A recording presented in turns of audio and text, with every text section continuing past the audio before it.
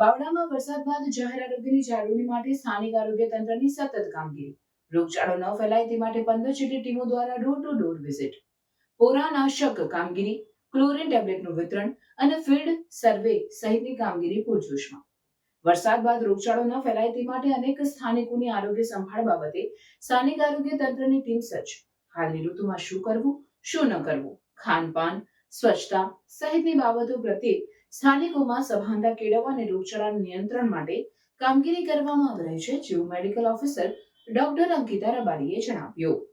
મારું નામ ડૉક્ટર અંકિતા રબારી છે. હું એઝ અ મેડિકલ ઓફિસર ગાંગડ છું અને અહીંયા અર્બન હેલ્થ સેન્ટરમાં ચાર્જમાં છું. તો વરસાદ જે વધારે વરસ્યો અને એના લીધે જે પાણી વધારે ભરાયા હતા, તો અમારા આરોગ્ય ડિપાર્ટમેન્ટ દ્વારા 15 ટીમ ફિલ્ડમાં મોકલવામાં આવી હતી અને ફિલ્ડમાં દરેક વિસ્તાર આપવામાં આવ્યો હતો દરેક ટીમને, અને એ જગ્યાએ એ લોકોએ ક્લોરિનેશન કરેલ છે પાણીમાં, અને પછી એબેટની કામગીરી, પોરાનાશક કામગીરી કરેલી છે. સર્વે કરવામાં આવ્યો છે કે તાવ, શરદી, ઝાડાના કેટલા કેસ છે.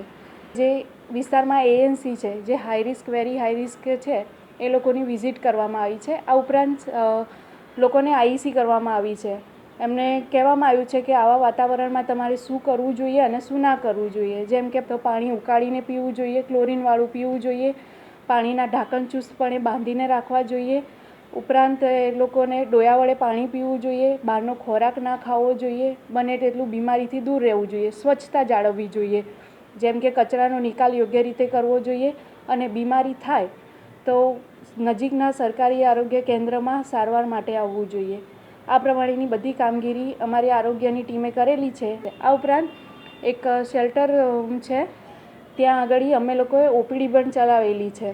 અત્યારે જે વરસાદના લીધે બાવળામાં જે પાણીને ભરાયેલા છે એના માટે થઈને અમારી બાવળાની આરોગ્ય ટીમ પૂરેપૂરી સજાગ છે અને એક્ટિવ રીતે કામ કરી રહી છે. ફિલ્ડમાં સર્વે અને બીજી બધી આરોગ્યને લગતી કામગીરી કરી રહી છે.